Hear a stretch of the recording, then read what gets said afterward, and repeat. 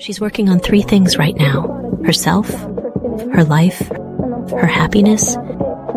She is me. At 56 years old, Sabrina Walker was finally stepping into a season that was hers, not defined by motherhood, struggle, or survival, but by peace, prosperity, and a little well-earned self-love. A proud businesswoman and mother of 4, one of whom wasn't even biologically hers, Sabrina had done the impossible. She raised her girls, sent them off to college, and built something out of nothing. After years of sacrifice, she was finally free to breathe again, focus on her beauty business, and start over as a newly single woman. But freedom, apparently, was something her ex-husband Volanta Walker, 51, couldn't handle. The same man who'd once cut hair in her shop now wanted to cut short her second chance at happiness. When Sabrina filed for divorce just 6 months into their marriage, Volanta refused to let go. He wanted reconciliation. She wanted peace. And when she stood firm on her decision to walk away, he made sure she couldn't walk away at all. Welcome to the American Crime Femicide channel. Please like, share, subscribe, and hit the notification bell for future uploads.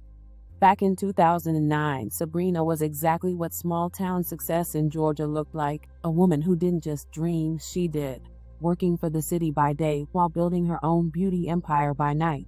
She opened her salon Shears N Motion, also called Fingers in Motion, in Douglasville, Georgia. It wasn't just a salon, it was a safe haven for the community. Men came for haircuts, women came for color and conversation, and kids came for those free back-to-school events Sabrina threw every year, complete with free school supplies and juice boxes that seemed to taste better when poured by someone with a good heart.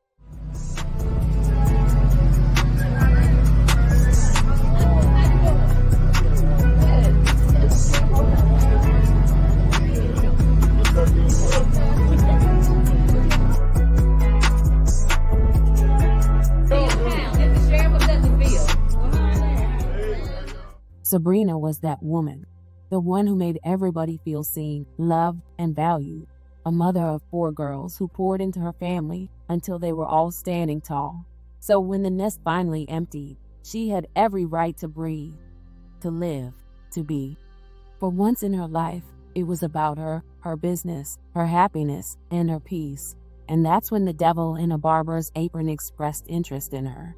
Volanta, a 51-year-old registered sex offender, self-proclaimed motivator, and master of failed hustles. A man who somehow managed to be unemployed and overbooked at the same time. He cut hair, sold beard oils, peddled supplements, and hosted a podcast called Mind Motivation, which, judging by the 5 views per episode, clearly didn't motivate much of anything. He even sold the unthinkable beard line, which, fittingly, is also how people described his criminal record: 13 arrests, a prior conviction for rape, and a 2019 sentence of 20 years with 7 to serve for aggravated assault, aggravated battery, and possession of a firearm by a convicted felon. But thanks to the mercy of Georgia's parole system, the same mercy never shown to women like Sabrina, Volanta was released early in January 2022. Because apparently, rehabilitation is just another word for good luck, ladies. By 2023, his new business venture was Sabrina. It started, as these things usually do, with charm. A man who talked about healing and motivation, but carried a resume of destruction. A man who could preach positivity on Monday and punch a wall by Friday. But Sabrina, being the nurturing soul she was, believed in potential, that maybe, just maybe, this man had changed, and why wouldn't she? She was love personified, the kind of woman who saw light in everyone, even the ones burning with gasoline. They got married, briefly. 6 months of trying to love a man who loved control more than commitment. 6 months of blending business with bad judgment, because yes, he worked in her shop, her sanctuary, like a vulture who'd finally found somewhere warm to perch. But soon, the cracks began to show. Volanta's temper, his arrogance, his resentment toward a woman doing better than him. Nothing bruises an insecure man faster than a successful woman who no longer needs his permission to smile. By the end of 2024, Sabrina had made her decision. She was done. Divorce papers were filed. Her spirit was light, and her plans were clear. She was reopening her newly remodeled salon, now rebranded as Groomens of Atlanta, set to debut in early October. Take me through there, take me through there. Take me through there, take me through there. Yes, Groomens in Atlanta grand opening this Sunday, 3:30 to 6:30. Come help us celebrate. Yes, I need my Hopper High Trojans, my DC Tigers, Mayweather, not Marietta, Mayweather. Y'all know bring the Sean. Come and help us celebrate. Free lineup, free food, free beard trim, free giveaway. Come help us celebrate this Sunday, 3:30 to 6:30. Yes, it could be a high school reunion. Take me through there, take me through there. Take me through there, take me through there. Did I say free food? Yep. Free lineup. Yep. Free beard trim. Yep. The shop had a new name, new look, and new life represented her rebirth. She posted about the grand reopening with the joy of a woman who had finally reclaimed her peace, free trims, prizes, giveaways. She wanted her community to celebrate with her. But monsters hate witnesses. On October 4th, the night before her big day, Volanta wanted one last moment. He asked to take her out for her birthday, for closure, for that one last chance to manipulate her under the pretense of love. Sabrina, ever gracious, said yes. But closure was never what he wanted. When she refused to rekindle what was dead, his ego cracked open. Words turned into shouts, shouts into threats, and soon, a man who could never control his life decided he'd control how hers ended. Neighbors heard the chaos from inside the home on Littlebrook Way. The arguing, the desperate pleas, the sound of footsteps fleeing, and then the echo that silences everything, gunfire. When police arrived just before 9:30 p.m., Sabrina was found lying in her yard, gravely wounded. The light that had once filled her room was flickering out in the grass of her own home, the same place she had built her peace. Standing nearby, gun still in hand, was Volanta, a man who'd already proven to the world he shouldn't be near a weapon, near a woman, or near freedom. Officers ordered him to drop the gun. He refused. Instead, he pointed it at them, because of course he did, the coward's final act of defiance. He was shot by police, survived, and taken to the hospital, because somehow, evil has a way of staying alive just long enough to be reminded of what it destroyed. A Douglasville woman is dead after her husband shot her outside their home last night. An officer opened fire at the husband during the incident. Fox 5's Kim Loeffler spoke to the woman's daughter today about what happened. Kim, today was actually her birthday. Yeah, it was. Sabrina Walker's family says she would have turned 57 years old today. She was also set to open her business here, Groomens of Atlanta, and her daughter still wanted to have the grand opening today in her honor. Now, the GBI says Douglasville police officers got called to Littlebrook Way just before 9:30 last night and found Walker lying in the yard outside of her home.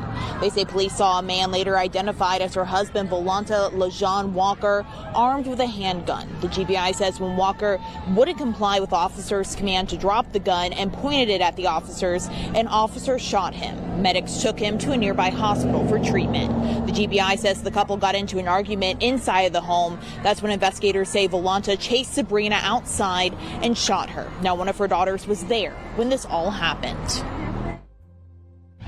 I literally brought a knife to a gunfight. I couldn't do anything. He could have took me with her.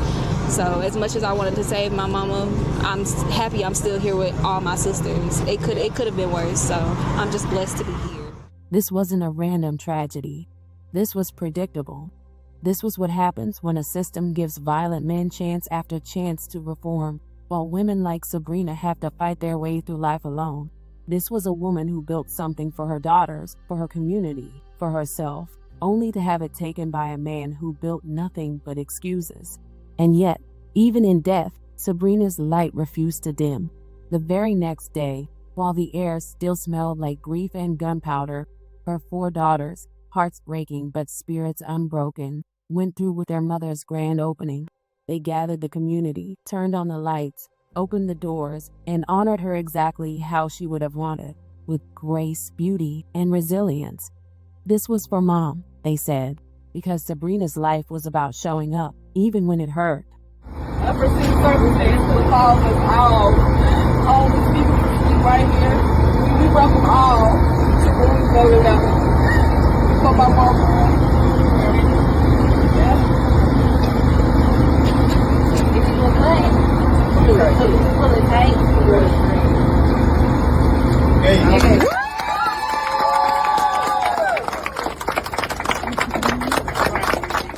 Sabrina Willis's daughters say their mother had planned a grand reopening of her hair salon for today. Now, despite what happened last night, they decided not to cancel the event. They say they want to keep her business running to honor their mother, rather. This was something she was really looking forward to. Less than 24 hours after their mother was killed, Sabrina Willis's daughters held a grand opening of her salon, the Groomsmen of Atlanta barbershop. My mama put her blood, sweat, and tears into this business.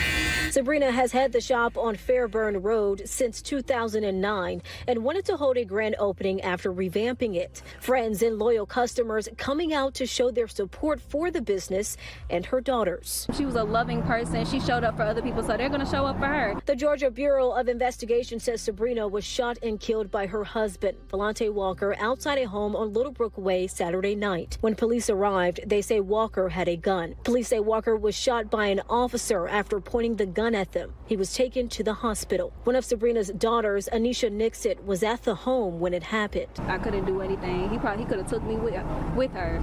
So as much as I wanted to save my mama, I'm happy I'm still here with all my sisters. Though Sabrina is not here to see the moment she's been planning months for. Her daughters are making sure she's remembered not by how she died, but for her passion and impact in the community. This really helped keep us going today because this was a tough day for us. So Yeah, we appreciate it. This is what she would have Period. wanted.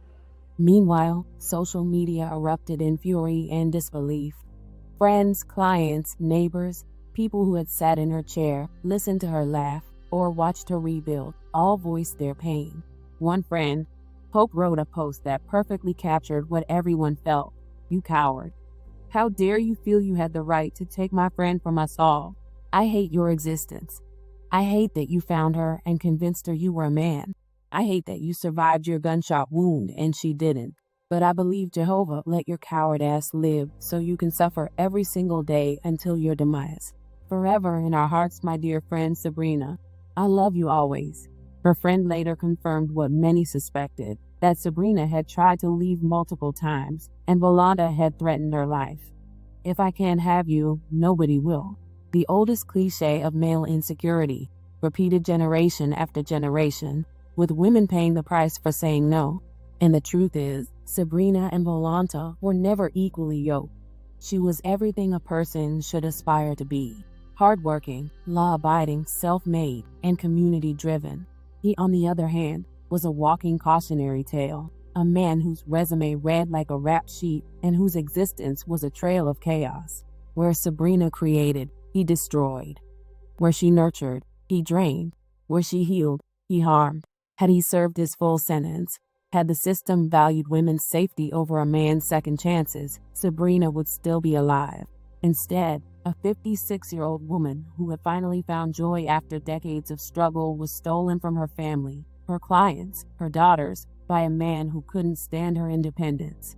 She was preparing for her 57th birthday, planning giveaways, styling the shop, smiling in photos, and in the blink of an eye, she became another woman silenced by the arrogance of a man who mistook possession for love.